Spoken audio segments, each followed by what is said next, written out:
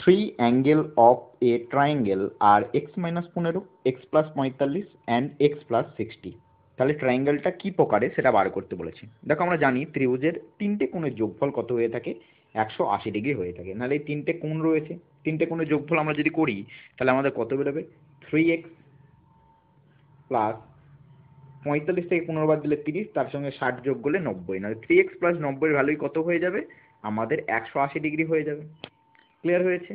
এবার দেখো এখান থেকে x এর ভ্যালু কত হবে, 90টা ওই দিকে গেলে 90 এবং 3 দিয়ে ভাগ করলে হয়ে যাবে 30, নাহলে x এর ভ্যালু হয়ে যাবে 30 ডিগ্রি। ক্লিয়ার? তাহলে দেখো এইখানে যদি আমি x এর ভ্যালু বসিয়ে দিই তাহলে আমাদের কত বেরোবে, x প্লাস 60, নাহলে x এর ভ্যালু যদি 30 হয়ে যায় নাহলে আমাদের এই কোণটা বেরিয়ে যাবে 90 ডিগ্রি।